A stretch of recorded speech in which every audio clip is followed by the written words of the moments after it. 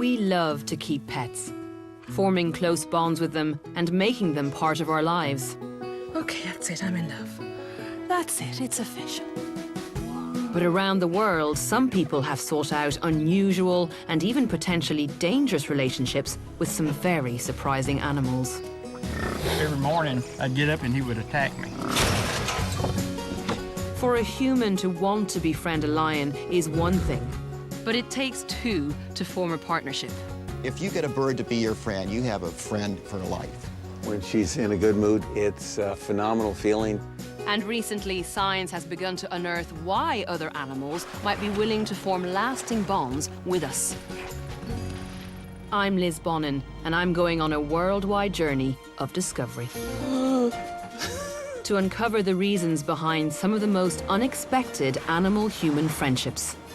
The dolphins are telling the fishermen how to fish. How a hippo could become part of a family. I'm feeding a hippo. Why a polar bear would let a man give it a hug. It's just a really special bond. And how a human could ever join a pack of hyenas without being harmed. There's probably a reason why a lot of people don't work with these guys. I'm going to meet some of the most profound and extreme pairings to find out what lies at the heart of these surprising human-animal relationships.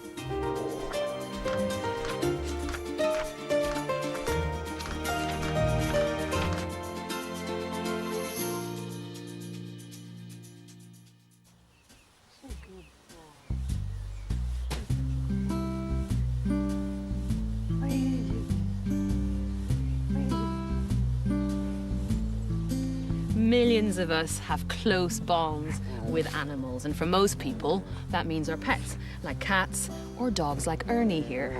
Not right. But some people have made friends with animals that you'd normally avoid. So how have they done this? I'm going to try and find out how these relationships have formed, why they work, and what's in it for both the humans and the animals. Go on, go on. I forgot he was tight.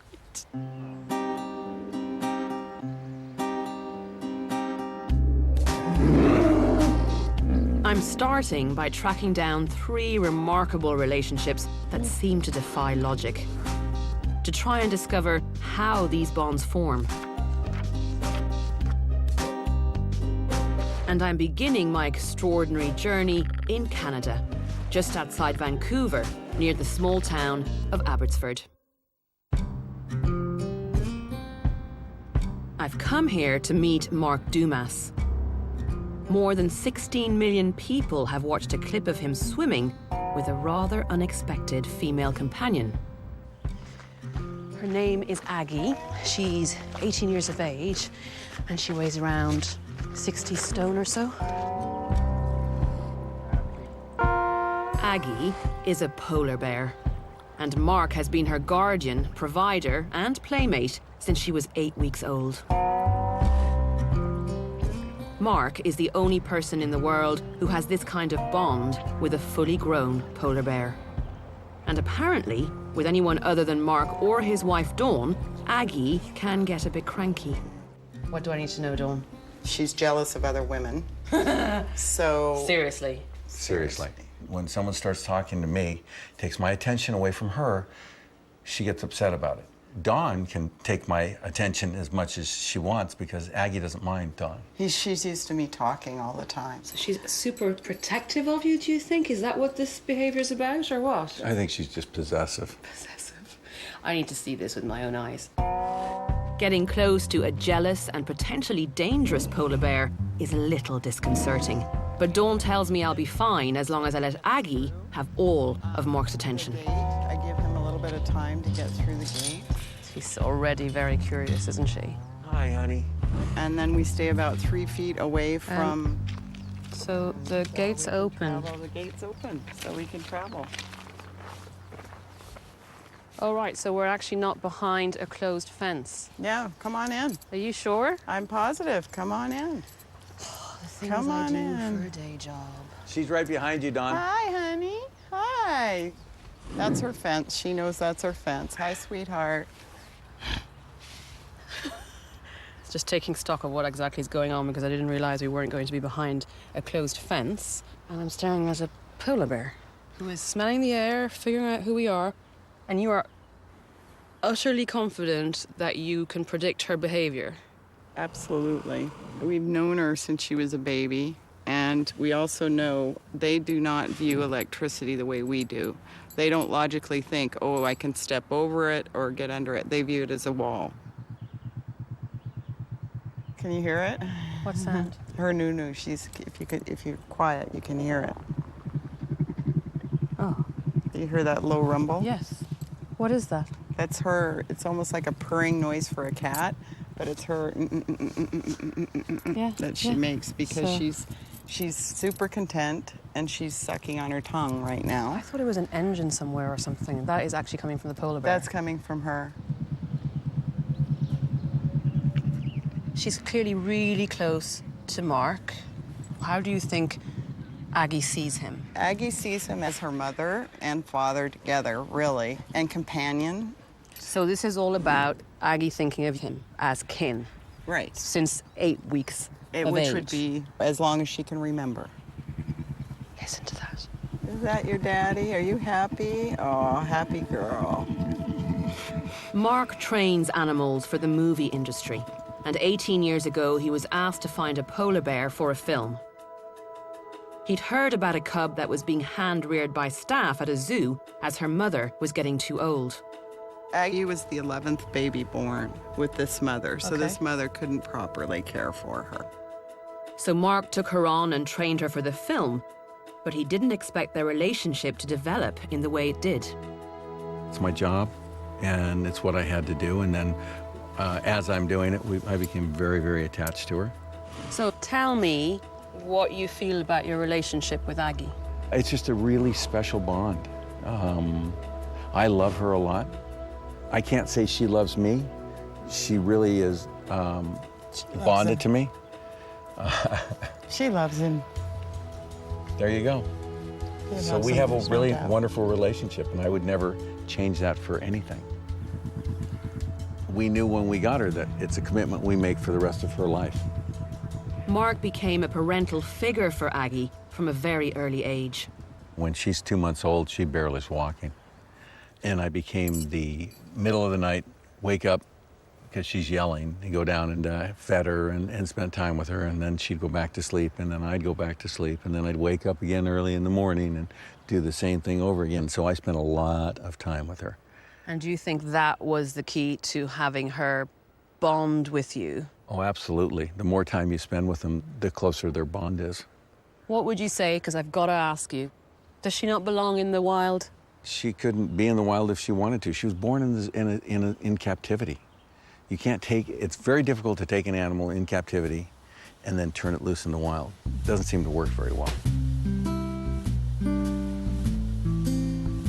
Whatever you think of this situation, Mark has an incredibly close bond with Aggie.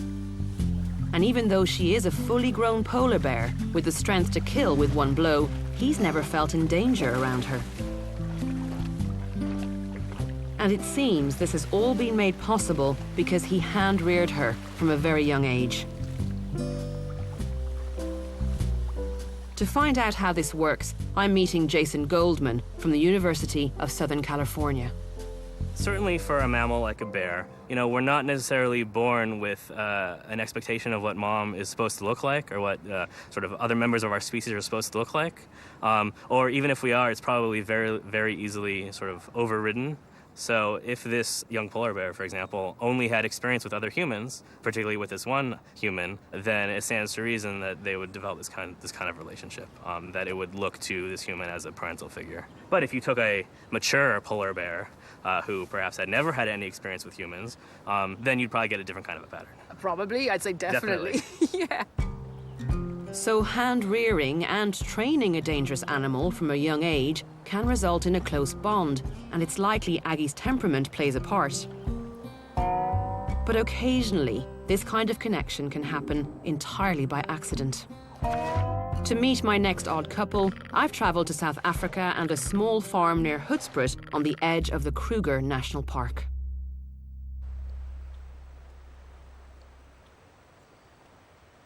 Here at her home on the banks of the Blythe River, Shirley Joubert is making tea for Jessica, who she looks after like a daughter. Shirley, what kind of tea are you making her? I'm making a rooibos tea with lukewarm water and some brown sugar. So why rooibos tea with sugar? Rooibos tea is very healthy for her. So she has 20 litres of this a day. 20 litres of the stuff every day. You're kept busy, aren't you? Yes, yes, but it's like doing it for a baby, you know. Uh-huh. And in my eyes, Jessica has never grown up. Because she's 13, is that right? She's 13, but she's still the baby girl. Something tells me you love it, though. Oh, it's my life. The bond there is just so strong, and I haven't got kids of my own. So the bond between us is so strong. Can I keep you company while you feed her the rooibos tea? Yes. And so, let's you're go brilliant. for it. And you see, there's Jessica. Yeah. She's an absolute adorable, beauty, huh? isn't she? Oh, she's gorgeous. Rather good looking. Look at her. Look at her. So this is Jess. This is Jess. Yes, Jessica is a hippopotamus. Shirley and her husband Tony took her in when she was separated from her mother as a newborn. Lekker de titi, my liefie. Oh, you're so thirsty, Jess. She's 13 and Jess she's is a drinking from a mama. bottle. Ryk maar asseblief. Look at those teeth. She definitely likes rooibos tea, huh? Oh, she loves it. That's it. Do you want me to do it? Yes, please. You Oh, have good to do Lord. it. Okay, here you go. That's Now, do I squeeze it or does she just no, go for it? she just sucks on it. Wow, Weezers. The relationship that Tony and Shirley have with Jessica is unique. This is the only place in the world I could ever get this close to a hippo. The hairs on her snout are ridiculous. Look at that. Can you feel you actually relaxing? I've never experienced anything like this. I'm just a little bit cautious, I guess. Hippos can be extremely dangerous, and they kill more people than any other mammal in Africa. She sucks on it afterwards. Yeah. So tell me about how you came to have Jessica in the first place. How did it happen? Well, we found her in the year 2000 with the floods, and she was washed away from her mother. Right. And, well, she washed out just in front of our house. So I ran down and I touched her. How small was she? She was premature, and she still had on her umbilical cord. Oh, so she was literally had baby, been born, baby. the floods Yes. happened, and she got washed up. What happened then? We took her into the house, and Tony, with his game-ranging experience, he actually knew the formula to make it like mother's milk. And that was the first thing that we actually gave to her. So you didn't have a chance to reunite her with her mother, obviously. She No, was no, washed up, you couldn't... No, she never reunited with her mom. What probably makes this relationship work is a process called imprinting, where an animal forms a very strong bond with the first living thing it sees. As Jessica was washed away from her mother as soon as she was born, it's likely that Tony and Shirley were the first thing she saw. So do you think she's imprinted on you or on Tony? I think, well, it's 50-50, Right. definitely. She sees us as her parents. Yeah. Your bond is stronger than I expected it to be. You know, I don't see Jessica as a hippo. I've actually got a psychological problem with that. Oh, you're so And in love with her, is it? I can't see her as that. I mean, when I want to hug her, I just hug her. Wherever I go, she'll be following me. And wherever she goes, I'll be following her. Jessica also regularly wanders off back into the wild. She's not in captivity at all. If Jessica wanted to leave, she could be in Mozambique now. But she always comes home and she always comes back.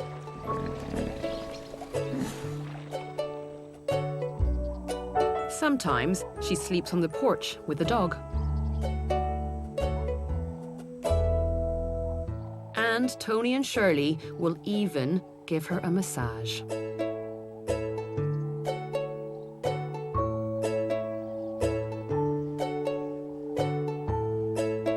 But at dinner time, she pops into the kitchen to eat with the family. Oh, lekker is te lekker, my liefie. Maak pa lekker bek, my liefie. Oh, good grief. This is unbelievable. Wow. On the menu tonight, it's green beans. So you've got the knack, huh? Baki. Ah. I'm feeding a hippo. There you are. This is hilarious. Baki. Hi, hon. Oh my gosh, she's so pretty. Look at the buena, mate. She wants to go out now. When she's finished eating, she goes on her way.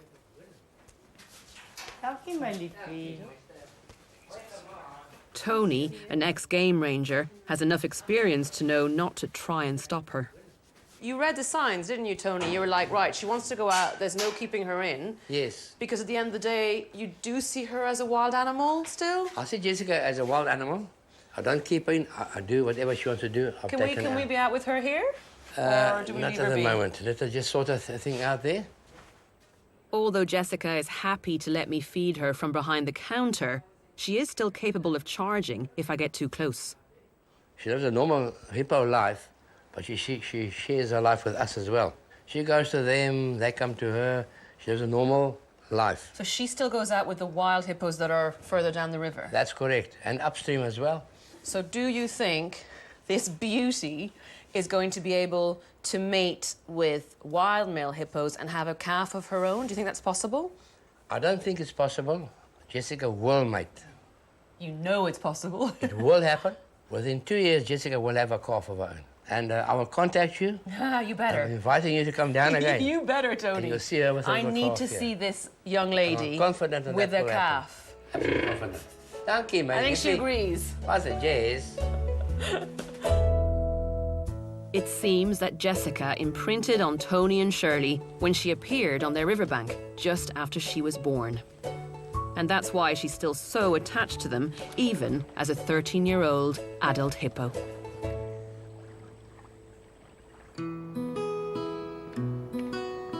Our next story is of a human-animal bond that seems to be something completely different, as they were both fully grown when they met in Los Angeles, California. I've come here to meet Dominic Erler. 3 years ago, he was befriended by a goose named Maria. Hello.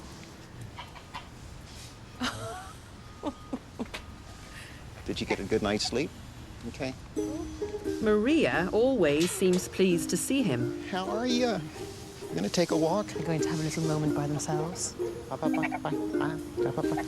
Want to meet my friends? Hi. But is a little less enamored of strangers.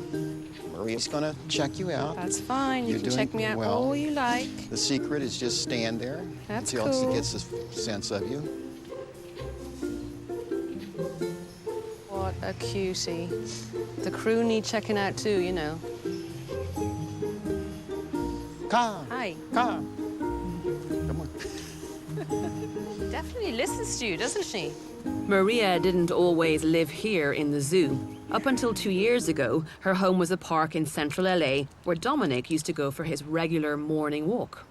So how did you first meet? I'm walking around Echo Park Lake. I'm just about finished and coming in to leave. One of the park employees by the officer taps me on the shoulder and he says, "Hey, Dominic, you know you're being stalked when you're walking around the lake." And I said, what are you talking about? Because this is a big city park. There's gangs and stuff hanging around there. So he points to this goose about 50 feet away and he just says, "Her name's Maria." He laughed. He thought it was funny. But I looked at Maria and Maria was just glaring at me, just glaring at me. And I just waved and said, "Hi, Maria. How you doing, Maria?" And I thought it was kind of cute. I left, came back the next morning, and Maria came right to me, right in front of me, and just looked up so innocently, and I just fell in love, just like that. "You're my friend." And within a matter of just a few days, from her just circulating around me as I'd go, took the lead position. So Maria would always walk in front, leading the way. The pair quickly became inseparable. When you fall in love with a goose, you got to be aware of what you're getting involved with. But their loyalty is phenomenal. Remember, they bond for life. So I basically feel like I have a certain sense of responsibility.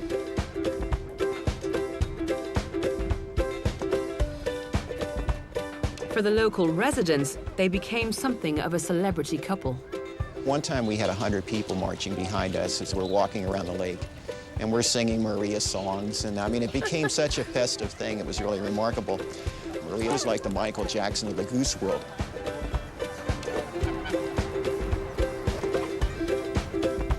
In 2011, the park authorities decided to drain Echo Park Lake, part of a 2-year renovation program. For her safety and survival, Maria was moved to the zoo, where staff soon discovered that she may have been misnamed. We did a little Valentine's thing on one of the local TV channels or something, and it was a perfect relationship, unusual relationship, a man and a goose, that Dominic and Maria. And I think like a week or two after that, the head vet here calls me up, humorously says, "Hey, Dominic, you got a problem?" And I said, "What's that?" He says, "Well, your girlfriend's a boy." So Maria became Mario. Oh, Mario. Is he showing He's off? showing off. But the bond is as strong as ever. You visit him every day, is that right? Every day. So it's part of my daily schedule. I love coming up here and hearing him. You know, it's nice to have an animal wag its tail and go caw, caw, caw. You know, it's great. That's the great thing about animals. They want to be our friends, right, Mario? But why did Mario want to be Dominic's friend? Geese are well known for being a species that imprints. In fact, they were the first animals scientists studied when they were trying to understand the phenomenon. But Dominic definitely wasn't the first thing Mario saw when he hatched. Dominic suspects that Mario was a domestic goose that had been abandoned at the lake, and so was looking for a new companion. And he found me. And he determined I'm always safe to be with. When he's with me, he feels safe. He knows I'm one of him. Jason believes that even though Mario didn't imprint on Dominic, those crucial few hours for the goose after it hatched were significant. Imprinting has what's called a sensitive period. It's so many hours, 13 to 16 hours or so after birth, and then it gets locked in. So that sort of representation of what mom is supposed to look like doesn't change. Okay. So you imprint, and then that's your representation for the rest of your life. And Okay. For the rest of your life, you know what mom looks like. But Mario met Dominic when it was already an adult goose. So what does that suggest? So it's possible, if this is a case of imprinting, it's possible that Mario imprinted onto someone who looked a lot like Dominic when he was very young. And Dominic may have certain facial characteristics or color of his hair or the shape of his facial hair, whatever, something that Mario recognizes as familiar. Mario has found in Dominic a companion he can rely on. And like all geese, he's protective of what he's got. His little nips are getting a little stronger every time, huh? But that's okay. When he attacks someone, it's not so much that he's trying to attack them to defend me, but really he's trying to keep me. In other words, I'm his property. Ow! So if you would see his behavior, he was basically showing all the other geese, keep your distance, this is mine. Any goose that would get near, there'd be feathers flying. That's where he would show the most aggressiveness. Ow, ow, ow, ow, ow. We're never going to find out exactly what happened in the early stages of Mario's life, but my money's on the fact that he probably did imprint on an elderly gentleman that looks suspiciously like Dominic over there. It just goes to show how strong an influence your early life experiences will have on how you behave as an adult. So the early life of an animal plays a huge role in how it might bond with us. That first human it sees or lives with will impact on how it behaves in later life. But in the next stage of my journey, I'm going to meet 3 people who've managed to form lasting relationships with the most unpredictable animals by becoming part of the pack.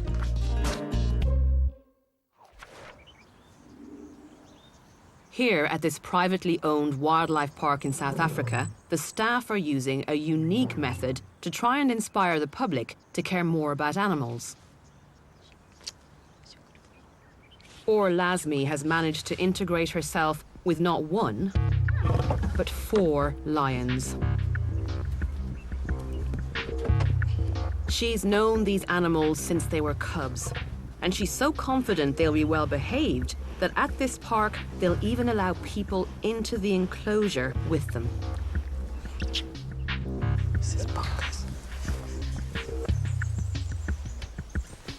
It's a controversial setup, even though there's always other members of her team keeping watch. Hi.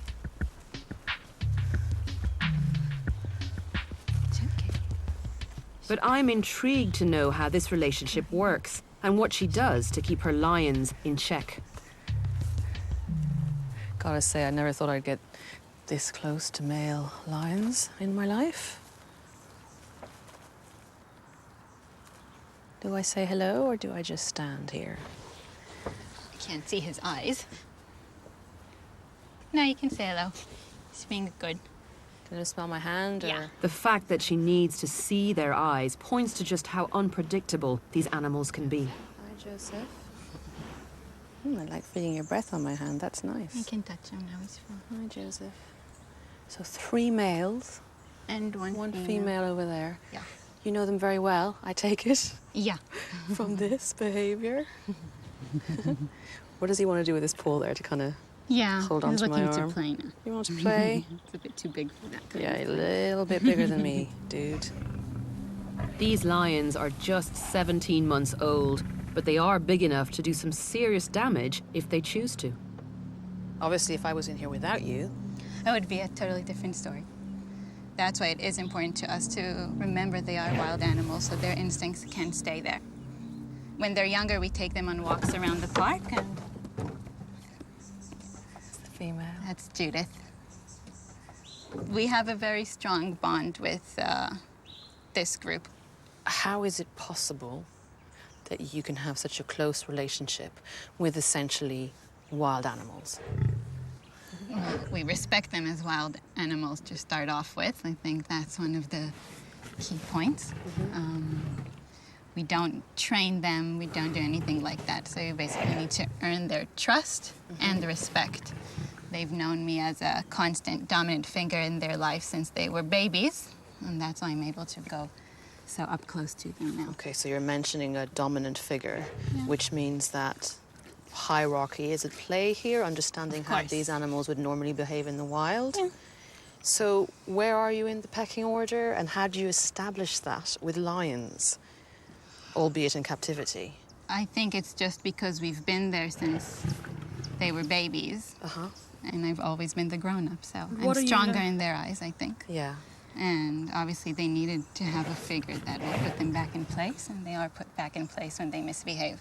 How do you learn how to do that? How did you... Just from interacting with them. Over time, you learn their behavior. You learn to read their looks and mood swings and their different personalities.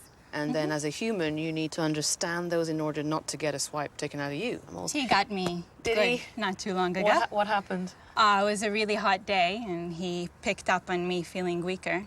And he grabbed me for a second, nothing serious, but I have a nice little scratch. And a few minutes later, I fainted. So he was obviously able to pick up on it before it happened. So I should not be feeling a little bit weak right now or a little bit scared. I need to kind of let them know that I'm not feeling threatened by them, because instinctively then they could react on that. Yes. Jeepers, I wish I'd been told that before, but hopefully I'm good to go. After you telling me that anecdote about you feeling weak, I'm feeling a little bit more, so he knows what he's allowed and not allowed to do. And he's definitely trying up. He's not lying down now because he's tired. He's lying down to try and get closer to you. I'm aware of this.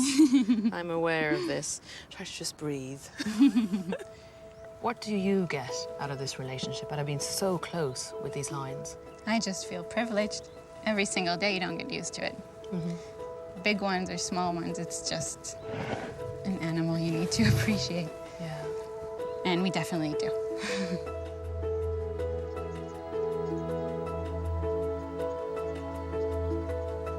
Orr has clearly grown attached to these lions. But if things go according to plan, she won't have this relationship with them forever. The staff at the park are planning a very ambitious and untested project to do something that most people would consider impossible. They want to release these hand-reared lions into the wild when they're older. I was under the impression that if any individuals are for release, that you must have absolutely no contact with them. That's what we're hoping to prove wrong, because you have, right now in South Africa, more lions in captivity than in the wild. Yeah. So if we can take the animals from this situation and prove that you can turn them wild again, then we can be saving quite a few of them. We believe it's possible, and we believe our intimate knowledge of these ones will help us achieve that goal. And hopefully they'll be our first ambassadors. They're amazing animals, they really are. They're perfect. By behaving in a dominant manner, Orr has found a way to sit amongst lions. But as we're only just beginning to understand these unpredictable animals, I'd rather not repeat this experience anytime soon.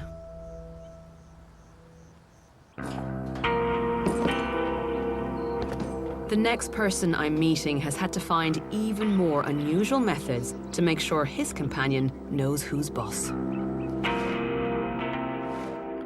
This odd couple live in the heart of Texas, near the town of Quinlan.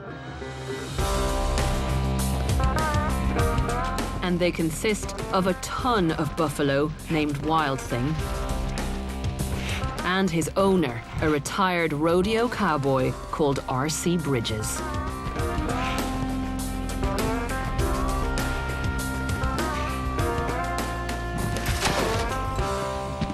Years ago, R.C. lost his sight in one eye, forcing him to give up running his buffalo ranch.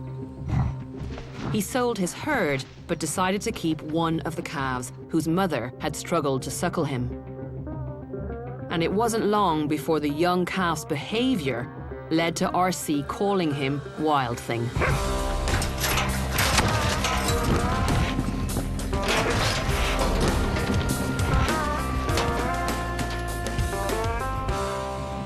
Are you seriously going there?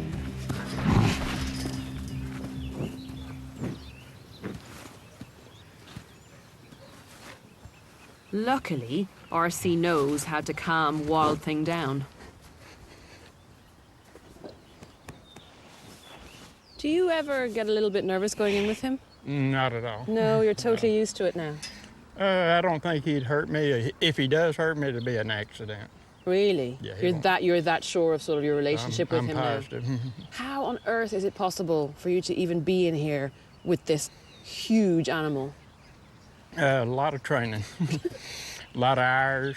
If I was to come in with you, what would happen? He'd attack you. Oh, good Lord. What do I do with my hands right now? Just don't put them in here. That's a good rule. He likes to be brushed. Oh, he loves brushing, and the rougher you get, the better he likes it. Now, R.C., you know, it is a domesticated buffalo. You'll never domesticate a buffalo. Really? No, they're a wild animal, and this one's probably a little more dangerous for you than a wild one because he would probably go out of his way to get you. Why? On my property. Now, if we're on somebody else's property, he probably won't bother you. Buffalo live in large herds and will aggressively defend themselves and members of their group when threatened. But they also battle within the herd for status, with a strict hierarchy at play and only the top males getting a chance to mate. As R.C. found out, this jostling for position starts when they are very young. When he was a baby, every morning I'd get up and he would attack me. So I told my wife I've tried all my cattle tricks, I've tried all my horse tricks, and nothing working. I said, I'm gonna get up in the morning, I don't care how much he kicks me and how much he horns me, I'm gonna act like nothing's happening. I was bruised up from one end to the other, but by the end of the day, and it took me the whole day, by the end of the day, he was bored. Then he wanted to get everybody but me. Okay, so it was almost sort of like eventually he just gave up on beating you around the place. Yeah. But also, you know, they do live in very strict linear hierarchies. So does that mean that he eventually saw you as the dominant male and that's why he gave up? Oh, I'm the dominant male, yeah. How do you establish dominance over buffalo and how do you maintain that? By not having fear. You can't have any fear in you. You know, I don't have a choice about being the dominant one. If I'm not the dominant one, I'm in trouble. So you've established dominance. So we know that in herds, linear hierarchies. Don't do that. You understand me? Go ahead. He scared the bejesus out of me just now. Maintaining dominance over a calf was hard enough. But now that Wild Thing weighs over a ton, RC wouldn't survive a beating. So he's had to find new ways to remind Wild Thing who's the boss. If Wild Thing's out here tearing up a gate or something and trying to get through it, he can't get out most of the time. I can go over there and open it with one hand because I unlock it. And I open it, and he thinks I'm really strong because he might have been there an hour or two trying to get through that gate.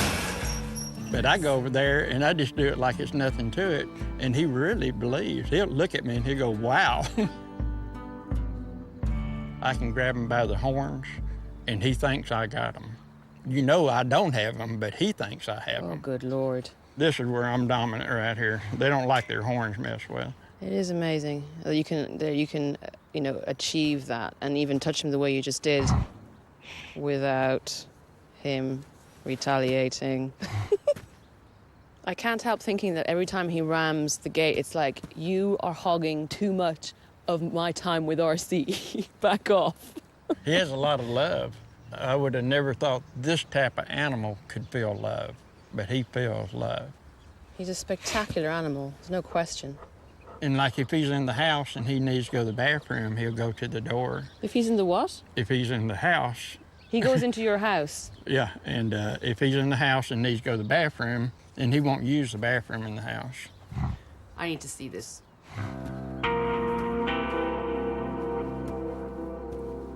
Go for it. Open their gate. If you have to, shut the door, you know. This is definitely the most stupid thing I've ever done. Ever. This is insane. He's definitely coming in the house. Oh my gosh. Oh my gosh. Mind yourself. That is hilarious. He could still reach up to me and sniff me, you know. I'm a little bit scared.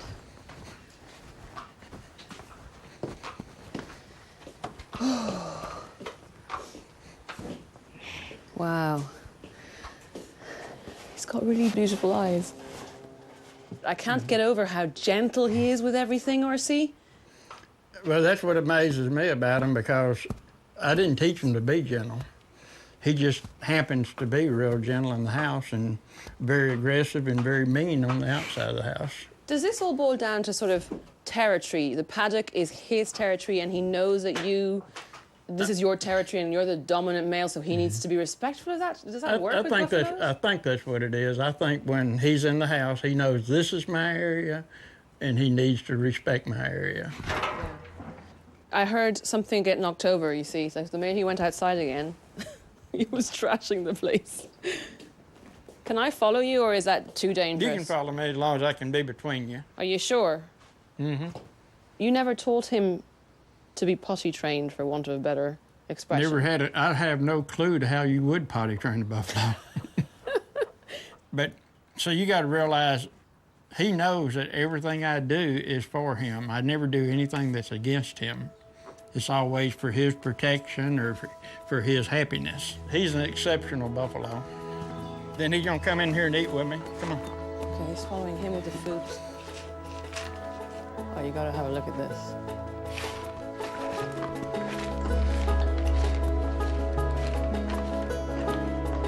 I never would have thought that I would see such a huge, powerful, unpredictable animal behave so gingerly in a home. all the ornaments around. He sniffs gently. He's literally tiptoeing around RC's home. It's just completely surreal to watch. RC manages to maintain a bizarre appearance of domestic bliss with Wild Thing. Spending time watching TV, mowing the lawn, and even going for a swim with him.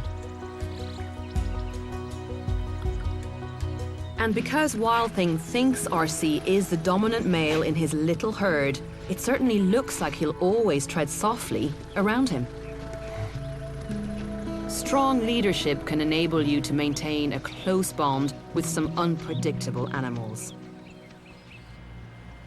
But I've come to South Africa to meet a man who's worked his way into an incredibly sophisticated animal hierarchy by doing it the animal's way. I want to find out what he's learned about animal behavior from his close interactions with some of the most intimidating animals yet. Hyenas. Renowned for their brutal, scavenging ways, hyenas can weigh twice as much as an adult wolf. So I'm quite relieved to have a cage between me and this clan of spotted hyenas.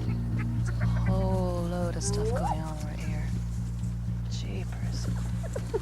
Whoa.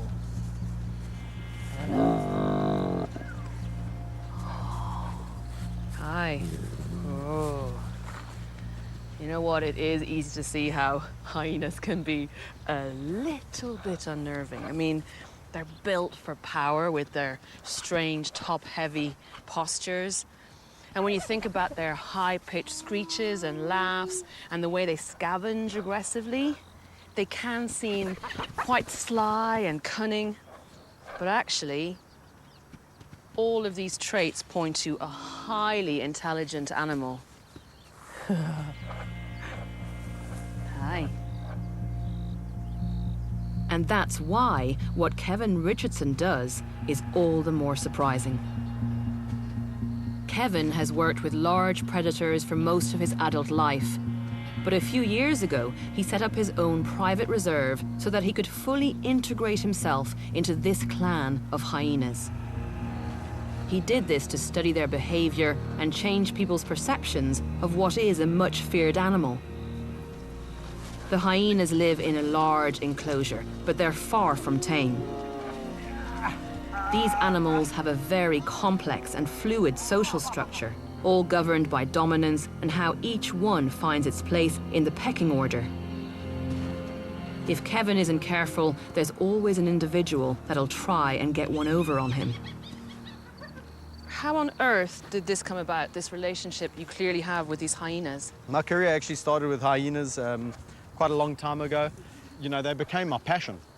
And pretty much, yeah, I wanted to know everything about them. Okay, let's just let them get over with their whole thing. Is this important for you to keep an eye on this? Yeah, very important. Because they're dominating this individual. Okay. They're trying to get him away.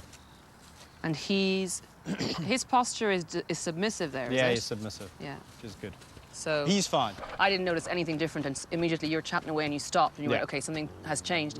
Did you learn from your mistakes? Did you get I've learned the hard way. Did you? Yes. I've learned with hyenas, it's always the hard way. They react, they bite you, and then they ask questions later. Let's put it into perspective for you. I've been working with large carnivores for 15 years. I've been hospitalized 5 times by hyena and none by lion. I got bitten very badly about 6 weeks ago. The one hyena thought it was a good opportunity to try and jostle for status in this clan. So he went for me in a very aggressive way, bit me on my arm and on my leg, and that triggered the rest of the clan to want to participate in the whole thing. There's probably a reason why a lot of people around the world don't work with these guys. I wanted to ask you about, you know, where they see you in their clan. Are you a hyena in their eyes? Their behavior with me is treating me as an individual in their clan is exactly how they treat one another. And that's why I get my fair share of bites, because they don't hold back. So why on earth would you want to do this when you're aware that it can be dangerous? What I feel is the risk has actually been mitigated over the years by knowing the individuals. And by no means do I just say, hey, I'm the hyena whisperer, I can go in with any hyena group and do what I do with these guys. This is a relationship that's been developing with some individuals over 14 years. Where are you going? No, you're not going there. Don't leave him yet. Sit down. Yes, you Stay go. for the camera. Yes, look at See, that. now that's just ridiculous. Look at that teddy bear. I mean, come on. It's like if you're behaving with him like if he's a dog, you know? Well, once all the energy dissipates, and once they're okay with you guys, and they know they've smelt you out, and they see that you're not a threat, and they calm down.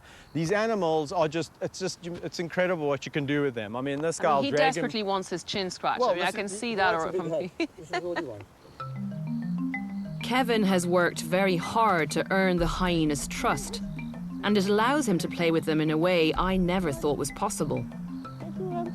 But even this time spent playing together gives him a chance to learn about their social structure and how he can maintain his position within it.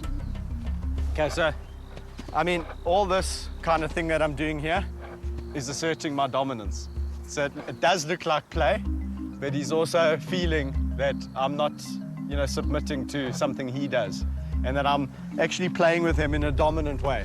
So I'm doing things to him that he wouldn't normally allow other individuals to do to him, that he was more dominant, who he was more dominant of. So it is interesting. I'm using affection because he's coming to me for love and a tickle and a chin scratch and all of the above. But I'm dominating him, and I'm not hitting him. I don't have to. It's a bit of a psychological game. What do you get out of it then, do you think? Why were you driven to do this with these hyenas? Well, I'll tell you what. I mean, this is enriching for me as it is for them.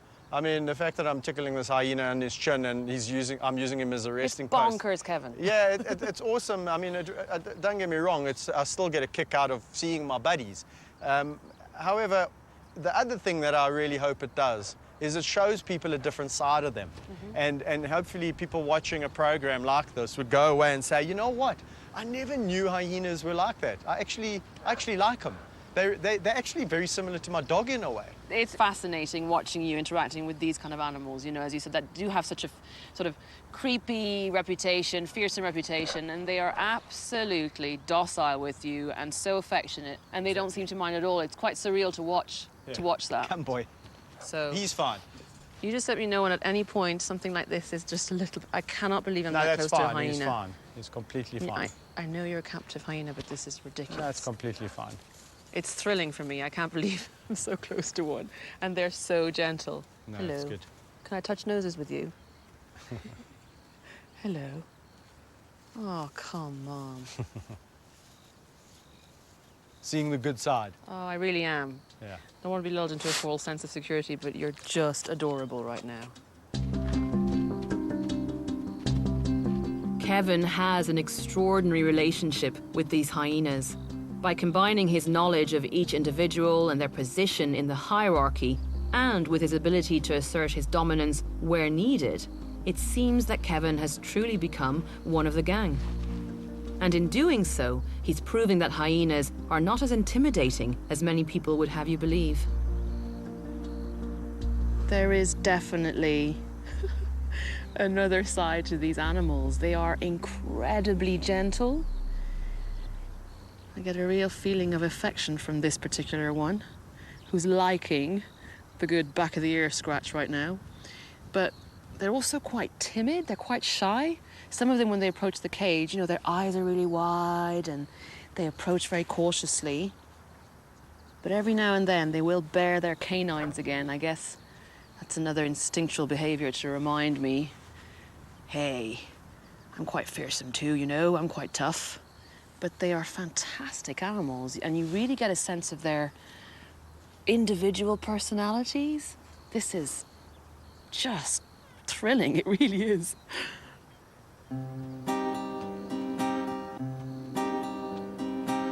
The nature of the human-animal couples I've met so far is complex. But the people involved are attempting to fulfill a very human instinct to care for others, find companions, and better understand the world around us. But to find out what we can learn from looking at all these odd couples, I'm speaking to Professor Hal Herzog, who studied human-animal relationships for more than 2 decades. What do you think we can learn about cross-species relationships in all their shapes and sizes? I think what they tell us is the commonality that we have with other species, that at a deep level, animals have the same sorts of abilities to form relationships, to form attachments, to play, and they have the same abilities that we have. The bottom line for me is this. I think in our relationships with other species, what we see is a reflection of human nature in some ways its purest form. And the best of human nature and the worst of human nature. And that, to me, is the thing that's really fascinating about this whole area of study. There is one last partnership I want to investigate because for me, it truly reflects the best of what the human-animal bond can be like. Not only do both sides benefit, but here, wild animals have chosen to instigate a relationship with us. I've traveled all the way to the south of Brazil and the coastal town of Laguna to see it for myself. Here in this inlet on the Atlantic coast, the locals have formed a relationship over many generations with one specific group of wild dolphins. The dolphins help the fishermen catch their fish. In fact, the fishermen in this bay don't even throw their nets unless the dolphins are present. It just looks so odd. A whole bunch of men standing in their waders, doing absolutely nothing, just standing there. There's a dolphin.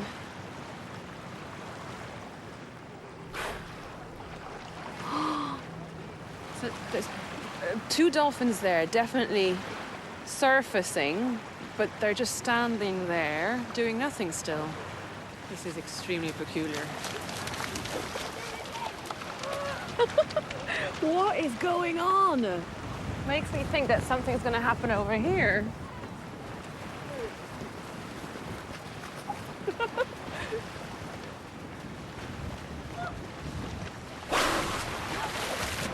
Oh, whoosh. That's amazing. Okay, I'm beginning to get what's going on. For 1 month of the year, schools of mullet migrate up the coast. The dolphins herd the schools into the shoreline, exactly where the fishermen are. Then, at the right moment, the dolphins make a signal, usually a distinctive dive, and the fishermen throw their nets to catch the fish beneath. It's absolutely clear that the dolphins are calling the shots here. These lads are doing absolutely nothing. They just stand there with their nets. And it's only when the dolphin makes a very clear signal that they deploy them. So the dolphins are telling the fishermen how to fish. That's novel and completely crazy. I've never seen anything like this. This is the most intricate type of interaction between 2 completely different species I have ever seen. And it's just wonderful to watch because the fishermen are absolutely focused on getting their cue from a dolphin. And they have fun while they're at it, don't they? There's a fabulous energy on this beach. They really enjoy working with the dolphin. Go! With the help of the dolphins, these fishermen are extremely successful. Just a few miles down the coast, the same mullet schools migrate. But because no dolphins help the fishermen there, they hardly catch any fish. Here, the dolphins have developed a relationship over generations that's resulted in a thriving local industry. I meet up with local scientist Fabio Daura Jorge from the University of Santa Catarina to find out exactly what's going on. This is such a surreal scene. Yeah. There's a real energy to this, isn't there? There's a dolphin. That's Caroba. Caroba. Is he Yeah, a well-known individual? Yeah. It's the most famous dolphin we have here. Fabio, watching this from the shore, it is absolutely mind-boggling. Yeah, it's fascinating. What exactly is going on here? Yeah, actually the dolphin are bringing the mullets close to the fishermen. So Is that what he's doing right now? exactly. He's in the middle of the channel, and probably the mullets is here. Then when the dolphin make a specific signal, the fishermen know that's the right moment to throw the nets.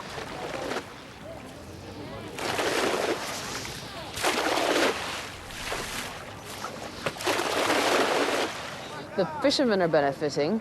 Why on earth are the dolphins doing this? We expect that when the fisherman threw the nets in the water, he's also pushing the mullets to the dolphins. Much easier for dolphins get the mullets.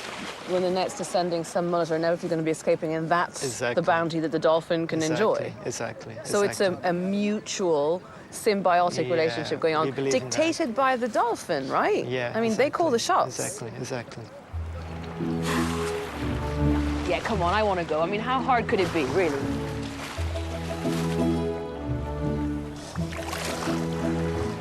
It's a bit slippy.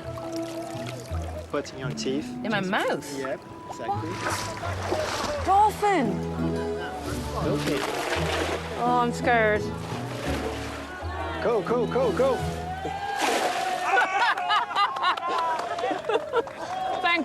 Thank you. Autographs later. I can't believe they cheered at that. That was utter rubbish. Great. Did I catch a mullet? Good job. There is something so incredibly special going on here.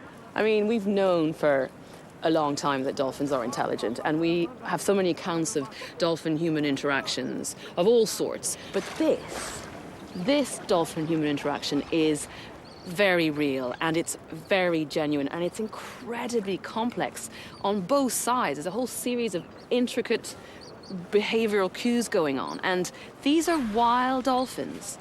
They've chosen to come here and form a relationship with these fishermen. That's mind-blowing.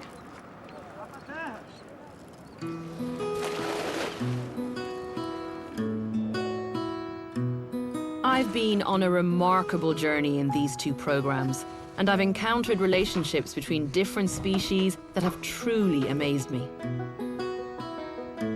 Many of them have been formed as a result of powerful, natural instincts that seem to endure no matter what the circumstances. Or they've come about through a growing understanding some people have of the animal kingdom. And what's clear is that animals relate to one another and to us in a far more complex way than was previously thought possible.